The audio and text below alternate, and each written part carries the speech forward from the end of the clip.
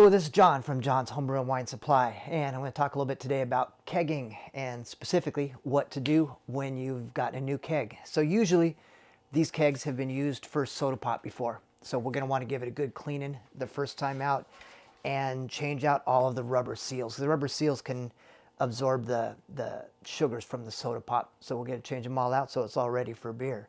First thing we're going to do is to disassemble the keg. So that consists of releasing the pressure. The homebrew shop you get it from, or wherever you get it from, should have already tested it for pressure. So we would assume that it's full of pressure when you get it. That way they can make sure all the seals are functioning properly. And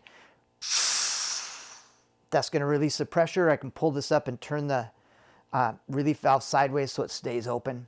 And then we're going to take the posts off, the lid off, all the pieces, and clean everything separate. So a couple things about kegs in general. All kegs have a gas inside and a beverage outside. The gas inside is always going to have some sort of indentations on the top, in for in. That's kind of a nice way to think of it, in for indent. Sometimes they'll be labeled in. This is another type of keg. It just has dots on it to tell us where the inside is. The post itself is also marked. They will always have notches on the edge of the post, whether it's a 7/8 post like this, or if it's an 11/16 post like this. We still got those notches right there on the edge of the post. That's really important so we don't get those posts mixed up, because they may look the same, but the bevel in this area of the post is different. Whether it's the gas post or the liquid post, that bevel is different. We notice the liquid post here is smooth, no indent. Gas post has a little indent on the side. So that way we make sure we get these back on the right spot. You can use an open end wrench on there to get them off. I like a deep well socket. That works real nicely. We're going to take all these posts off. They're just going to unscrew. Be careful that you don't lose the poppet. Every brand has a different type of poppet. Eventually I like to change them out to a universal poppet. The spring from the poppet actually rests on top of the dip tube itself when this goes together, and that's what holds it in place. Originally from the OEM, those poppets will have feet that actually rest inside of this and hold it in place. Sometimes those are really difficult to get out, so don't worry about trying to change it out until you need to. But once you do, a universal style poppet like this is pretty handy to have. I keep a little bin handy so that way all the little pieces can go in there. I'm not going to lose that. The posts have a ring around the top, so this is the post gasket. Needle nose pliers are very handy to have on those, because we can squeeze that and pull it off over the top. We're going to change out this ring as part of the new set of seals that we have. All right, so once we get the posts off, we're going to pull the dip tubes. Gas side dip tube is shorter. That way it can sit up above the liquid. I'm going to take the seal off of it. We're going to toss that out and put the dip tube in there for cleaning.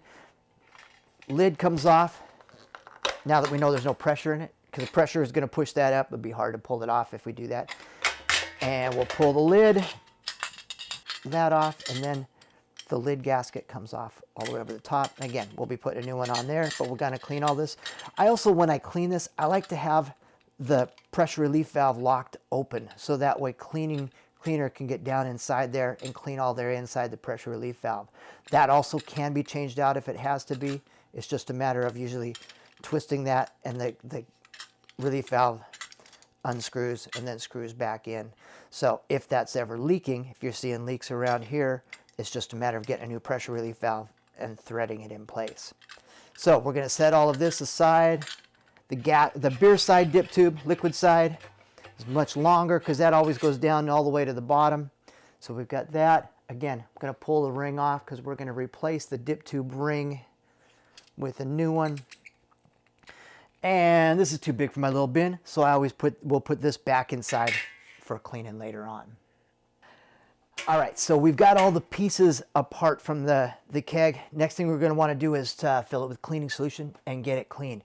First thing I usually do is to give it a good just rinse to begin with. Rinse any gunk out of it, give it a kind of visual inspection inside. So I've got my handy dandy water here. I'm just going to run that around the inside. Rinse any gunk that's in there out. Should give it a little swirl. Drain that into the sink. And then I'm going to give it a kind of a visual inspection. Usually just using PBW alone and soaking it for a good half hour or more is going to do all of the cleaning necessary. Although if there's stuff dried on inside there, it's kind of handy. There's a couple brushes that are kind of handy to have. I use a tank brush, which is actually just designed for demijohns, for getting inside a glass demijohn, but it's just the right size to get inside our tank and go all the way to the bottom. So if I need to, if there's some stuff dried in there, I'll sometimes fill it partway with PBW, get my tank brush in there and clean it. It's also kind of handy to go partway down inside, and you can spin it to get inside the edge. So if you have access to one of these, that's a handy thing to have, but not 100% necessary. So I pretty much only use it if I can tell that stuff is dried inside and I need to deal with that. Another one that's handy to have is a long hose brush. These can be used on the dip tube. So if we've got our dip tube, not a bad idea every once in a while to run this through inside that, the length of that. I usually will do this also if I'm going to do it once there's PBW in it. I'll get some of that, and that way I'm pulling the PBW through it. But we want to make sure that this gets cleaned real good.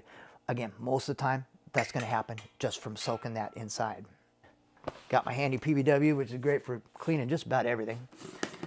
I have all my small parts in my smaller bin here, so that way they don't get lost. You could just put these inside the keg, but usually when you dump those out, I'm always worried that the little poppets or pieces are going to go down the drain. So I try not to do those. I like to have them in a separate container. So, and this, I have a very exact way of measuring. It's a Jägermeister shot glass. Gives you exactly the right amount. So I'm going to put one, maybe we'll put 1.5 of those into our keg. Let's put another half one, just a little bit more. Into our keg. We're going to fill that up with hot water. We're going to dump a little bit of that into the other bin as well once we get it going. And then we're just going to give this a soak. Let it soak, like I said, half hour or an hour. Come back to it. We'll give it a real good rinse and let everything dry. And then we'll talk about sanitizing it and how to put everything back together. All right. Our keg has been sitting for about an hour now, so we've had plenty of time for that PBW to soak. Chance for me to freshen up my beer. Which is a very important part of cleaning your kegs. You got to know what we're working towards here. So, next step I'm going to do is to empty the keg. We're going to rinse, and then we'll let it dry a little bit. Pull out my dip tube. I did turn this over once during the time that it's been in here, so that way it had plenty of time to soak both ends of it, make sure we got everything clean. There wasn't anything sticking out the end. I also have the plug in my sink right now because I'm going to utilize the water that I'm going to drain out of this just to kind of clean the outside of the keg. So we're going to drain this into here. This is a good chance to kind of just get in and clean in some of the areas around the handles and around the dip tube areas as well. We're going to give them a good rinse in a little bit, but for right now, we just want to make sure there's no beer residue or soda pop residue or anything around there. And just have it as clean as we can. So that's what we got going on there. We're going to rinse this real good, make sure that all the PBW residue is off of it, and then set it aside to drain. I'll do the inside a couple times. Also rinse the outside. We want to get all that PBW residue off. PBW does require rinse, and you'll feel it's kind of slimy until it's rinsed off. And once it's rinsed off, you'll feel that it's, well, not slimy anymore. Let's see here. So just give it once there. I like to give it a little shake. And turn it so that that can drain out all the other parts. I'm going to rinse the bottom, and then I'll give it one more rinse on the inside as well. Again, we just want to make sure all the PBW is off. If there was a little tiny bit left in there, we're going to do sanitizer here next, and that would help get off any more, but ideally we want that all off prior to getting our sanitizer in there. So again, rinsing. There isn't a need to fill it all the way up at this point. Just want to get enough good clean rinse water in there that we've rinsed all of the various portions of it. If the only way that you can rinse is to fill it all the way up, well then that's great, do it. Kind of important part of many things in brewing is figure out what you can do and do the best you can with what you can do. Everybody's area of cleaning and washing is going to be different. So just being able to figure out what you have to work with and doing the best job you can with what you have to work with is great. So next thing, we're going to rinse the small parts. I've had them in this bin so that way I don't accidentally send them down the drain. For these, with my system, I find it's a little easier to rinse this without the hose on there. But you'll figure out what's best for yours. Get a little bit of hot water going through here, and we're going to just rinse all the small parts now.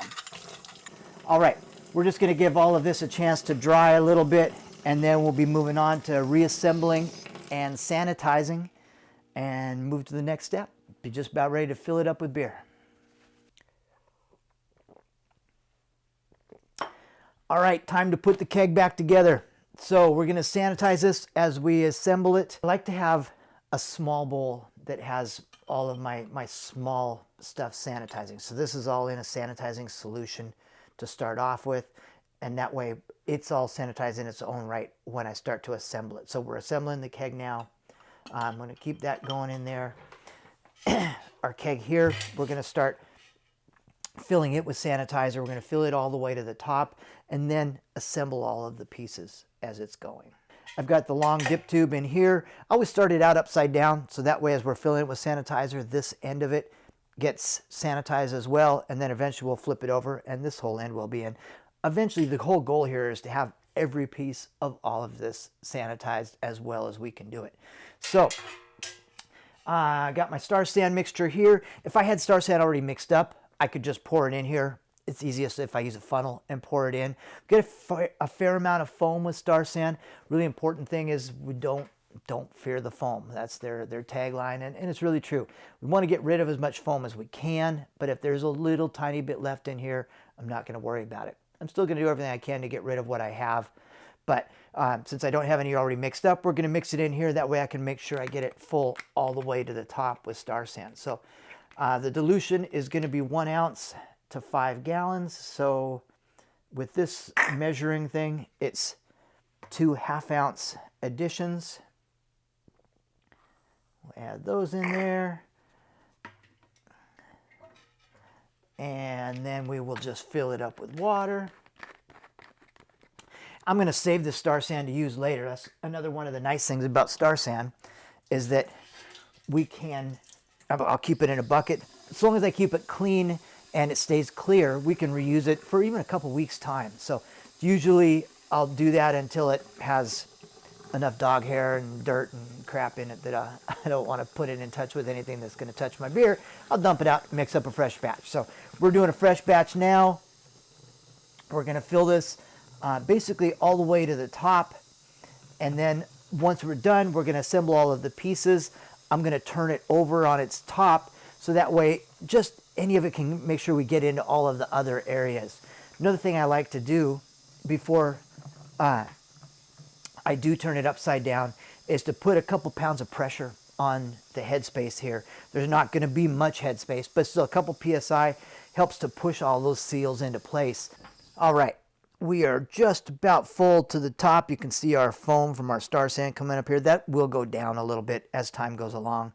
And I'll probably top it off again because my goal when I do this is to have as much Star San in here as I can and as little air and oxygen as I can. And we'll see why that is later on. So I got this, my liquid out dip tube. I'm going to take that out. I'm going to put my small O-ring that I have in here around the dip tube on here. I'm going to just slide it all the way up to the end so it's seated against the flange there. And now when we put this in, This is going to go all the way down, and that O-ring, if we can turn that guy, that O-ring basically creates that seal between the top of the post here and the flange there. So that gives us a real good seal between the two things there. So if we have the post on, if we were to spray this down the line, if we saw bubbles down around this area, once it's under pressure, we'd know that that particular seal has failed and we need to put a new gasket or new O-ring on that dip tube. We're now going to put our posts screw them onto the keg itself. We've got our beer side done there. We've got our gas side right here. I'm going to get the gas side O-ring, goes on to its post like there, right up against the flange. That goes in place. Again, just to refresh, the dip tube post is the one with the notches or the indents in on the inside. Nothing on the beverage side. So in on the gas side, smooth on the beer side. With these particular poppets, the top goes on like that. That goes up inside there. And then, actually, let's take this off, just so you can see. In this particular case, the gasket, or the spring, actually will rest on top of the post there. So that's what pushes it up into the top of the post. So if I do this, and then I'll turn it this way, and we'll screw that on. That's going to hold everything in place. So that pushes all those pieces together. Like I mentioned before, these posts come in two different types depending on what brand of keg you have. A lot of kegs use a 7/8 opening, so I have a 7/8 12-point socket, because sometimes the gas side is a 12-point socket in addition to having the end point or the indents on it. So that would need it. For this particular keg, we've got the 11/16 socket, and we're going to tighten those up. And again, we don't want to get this really tight. We just want it pretty snug. I usually get it there and just give a couple of pops. You don't need to really reef on this to get it to where it needs to be. So we got those in place. We're going to put the O-rings on the top of the posts now. This particular set of O-rings has a green and a red O-ring. It doesn't really matter which goes on which side. Most common is just black, in which case you put the black one on each side. Since I have the red one, I like to be really careful that I don't accidentally put my gas disconnect onto the beverage outside, because the last thing you ever want is to have beer going up inside your gas line. So I put the red disconnect, or the red O-ring, on that post, and I'll put the green on the post that my gas wants to connect onto. We're going to put the lid on next. I still have the PRV open. We want to make sure we close that eventually. I can't tell you how many times I've turned the keg upside down with the PRV O-ring open and had that still start leaking out that. So I'm going to spin that so it snaps into place. The PRV valve, basically we pull it like that, and that's what opens and allows pressure to relieve inside. If it's turned that way, it's locked open. That way it snaps shut. I'm going to put our lid O-ring onto here.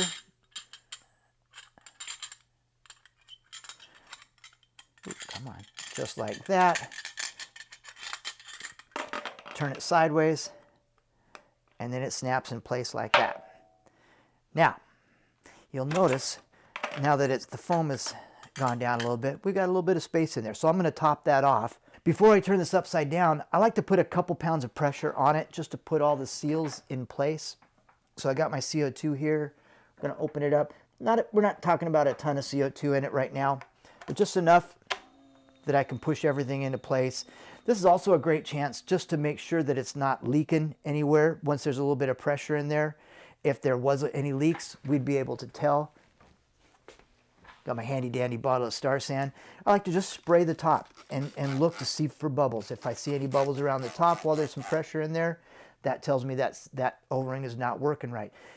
Same thing around the poppets, around the posts, any of those places. If you see bubbles when there's pressure in the keg, then that tells us that there's a seal there that's failing, and it's better to find that now than once we have a full keg of beer inside there. So now we got a little pressure in there. It's going to hold those seals a little tighter. I'm going to flip this upside down.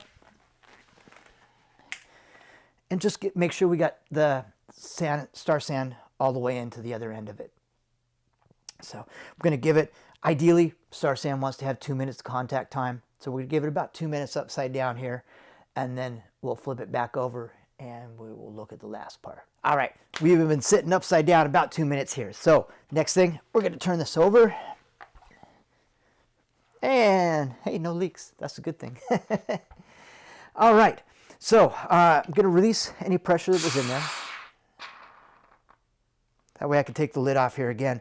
What I'm going to do now that's been upside down and right side up, I might be able to top it off with a little bit more water here. So I'm going to just add a little bit more water. Push it a little bit more air, a little more oxygen out of there. My preference, and what I'm going to show you how to do, is to actually use CO2 and pump that Star San out of the keg, knowing now we have a fully purged keg that's ready to be filled with beer. So I got my bucket here. That's where our Star San is going to want to go into. I've got my hose. This is actually the hose that I'm going to use to fill the keg with from my fermenter later on. So by doing this, I'm actually sanitizing my black disconnect, sanitizing my transfer hose, sanitizing everything coming through, which has already been sanitized here, the spring and the post, but we're going to be making sure the whole mechanism, everything that's going to touch our signal flow basically from the fermenter back into the keg is sanitized. So starting out, we're going to just put that on there. I'm going to bring my CO2 back over here. Hopefully, there we go. And I'm going to start pumping now, pumping that Star San now into our Star San bucket. It's filling up the keg with CO2. So that way we've got an ideal area to receive the beer we're going to put back in later. Oxygen in here is the biggest thing that can cause beer to go stale later on.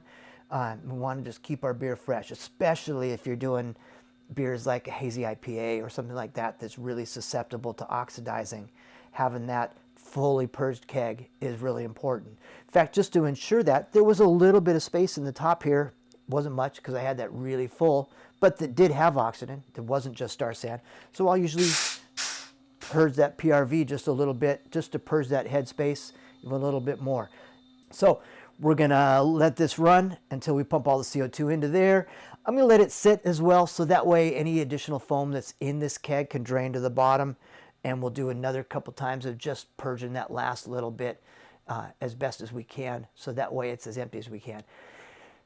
There's going to be a little bit of foam in it. There's nothing you can do about that. So ideally, we want as little as possible, but like I said in the very beginning, don't fear the foam. It's not going to hurt anything. Once we get the beer in there, changes the pH, it barely turns into water in the long run. So while I'm going to make every effort to get as much foam out of it as I can, I'm not going to open this keg and expose it to oxygen, because that's going to defeat the purpose of doing what we're doing now. I'm just going to get as much out as I can, then I'm going to put the beer in on top of it, and it's going to be awesome. This is just about getting to the point where our 5 gallons is fully pumped out of here. I'm kind of watching the level on this. Pretty soon here, we're going to have CO2 coming out, and foam we don't really, oh, there it is right there. And so I'm going to let that off, so that way it's not fully just pumping all of that into there. Since there's pressure in there, I'm going to spray it and look for bubbles, because this is the time we want to catch that, and having that pressure inside there is really helpful. So now that it's sat a little bit and it's got some pressure in there, I'm still going to put this back on. Probably do this a couple of times, just as the foam drains down to the bottom, turns back into liquid. I'll put that on there, and it's going to pump a little more of it back out. I may even throw a little pressure on a couple different times and just pump that pressure out. So that pretty much gets us now to the point where we've got a keg that's fully sanitized, fully purged, fully sealed, fully cleaned, and ready to fill up with beer and move on to the most important step, where it's just carbonated up, pouring it, and drinking it. Cheers.